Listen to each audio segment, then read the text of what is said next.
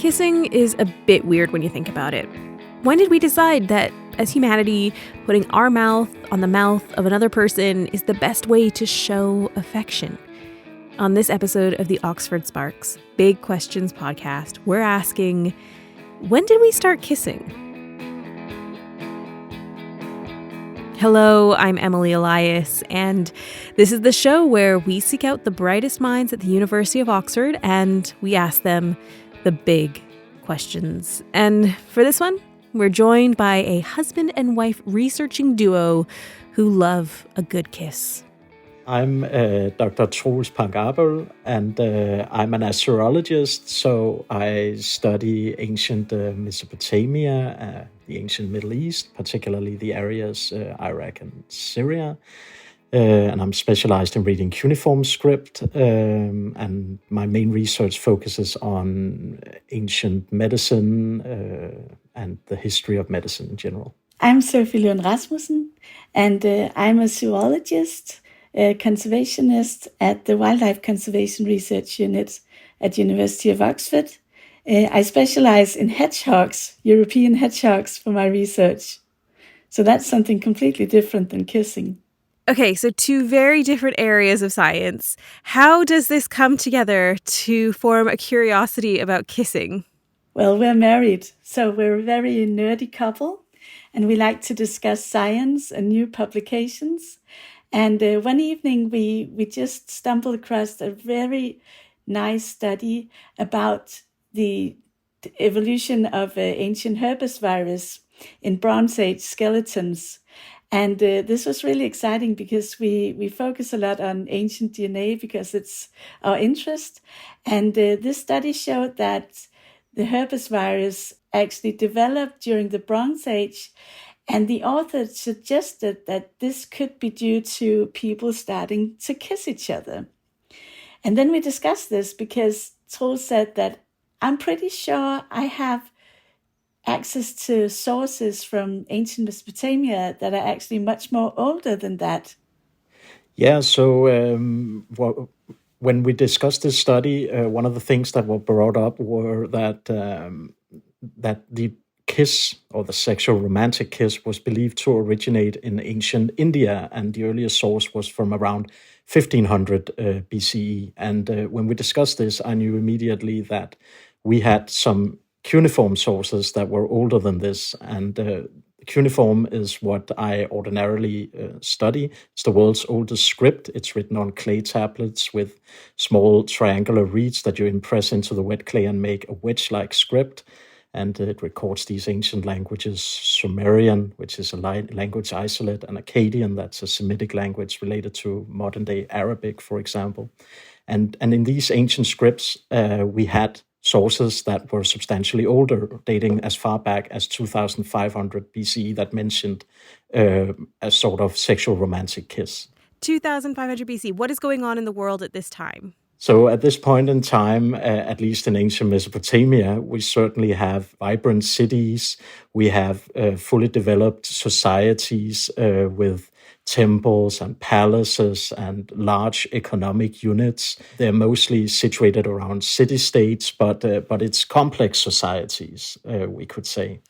And so while most couples are arguing over what to watch on whatever streaming service is available to them, you guys went deep, deep, deep into the research and you myth-busted this, I guess. Yes, we did. And it was a fascinating process. And the surprise is that we're still married. But yeah, we did. We decided to investigate this further and really look into all the different aspects of kissing and the history of kissing to write this paper for Science. And it was a really fascinating process where we dug into all different sorts of rabbit holes about kissing. What did you find out? Yeah, so one thing is, for example, that we were able to move the history of the kiss 1,000 years further back. I will say that in my field of astrology, which is a sort of niche field, you might say, where not a lot of people studying it and not a lot of people know about this area of research. The fact that we have old sources mentioning kissing was known in the literature, but it was not known outside the field. So one thing we could do with this was to sort of highlight these early sources. And obviously, I mean, when we think about early writing around 2500 BCE, what we have there are mainly administrative texts, some royal inscriptions, and then we have mythological narratives. So the first kiss occurs in the context of one of these mythological narratives. It still takes a few hundred years until kissing shows up in everyday documentation, such as letters. So what did an ancient makeout session look like then? What do we know about it? Yeah, that's a very good question. So the earliest text that we have is one of these mythological narratives that mentions some gods copulating and kissing in connection to this act. So that situates it as a sexual romantic kiss, obviously. But we don't get a lot more information than that. It still takes some time until we're given sources that allows us to peer better through the veil, so to speak. But then around at least 2000 BC, we start to see that, okay, kissing was apparently frowned upon in the streets. At the same time, we can see it's very connected to desire in general. If you really want to hook up with someone, then kissing apparently is part of this act. But why do we kiss? Sophie, do you have any insights into that from your area of science? Yes, so I study animal behavior, and the question, why do we kiss, is really interesting, because normally when a behavior has taken place for such a long time and been practiced for such a long time, the behavior must serve some sort of purpose. And when we look at our closest living relatives, the chimps and the bonobos, they also kiss. Especially the bonobos, they do have sexual romantic kissing. And this indicates that kissing may be much older than only the 4,500 years we have documented so far. And that's really interesting. So why do we kiss? Well, first of all, it's been suggested that we kiss to strengthen the pair bonds between the two partners, the intimacy of kissing, the intimate behavior, you could say, could strengthen the pair bonding. And it's, of course, also a way of stimulating sexual arousal just before the mating. That makes perfect sense. But it's also been suggested that it's a way to actually evaluate your mate's suitability. Because in the world of biology, it's all about spreading your genes, and you want to choose the best partner possible with the strongest genes. So by actually kissing somebody, you can evaluate whether they're the right partner, whether their genes are good, and whether they're worth, betting on and choosing as a mate. And this is due to, chemical cues that are shared when you kiss through the saliva. And a very good example of this is bad breath, because I think most of us have tried to kiss somebody with a very bad breath, and that's not pleasant. And you honestly sometimes feel like you don't want to kiss that person, and you're a bit, appalled by that. And the bad breath could indicate that this person had a very strange lunch. That's one thing.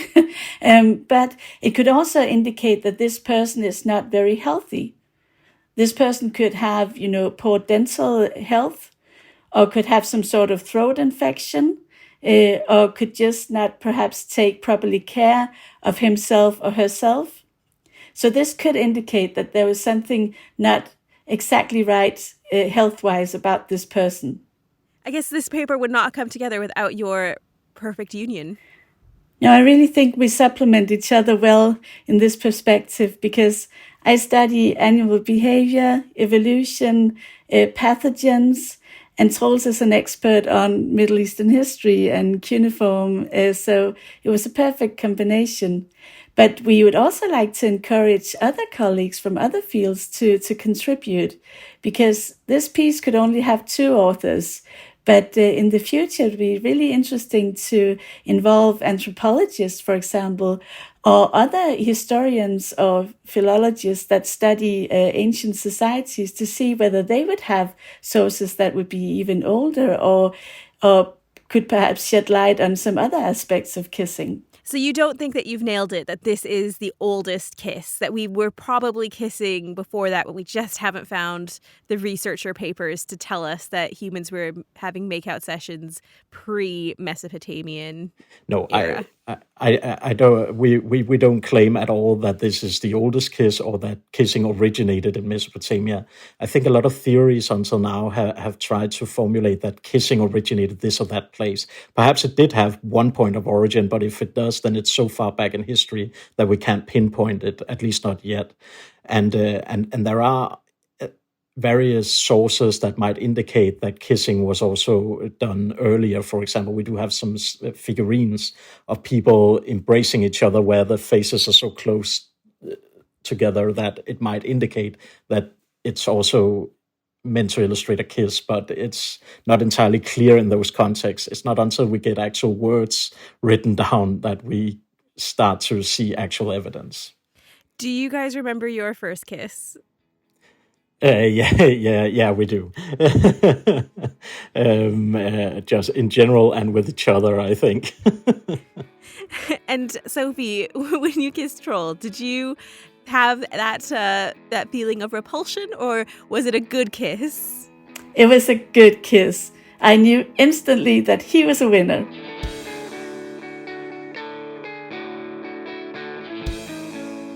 This podcast was brought to you by Oxford Sparks from the University of Oxford, with music by John Lyons, and a special thanks to Sophie Lund Rasmussen and Troels Pank Arbøll.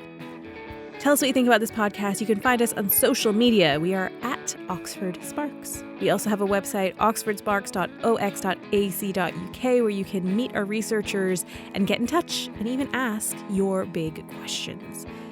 I'm Emily Elias. Bye for now.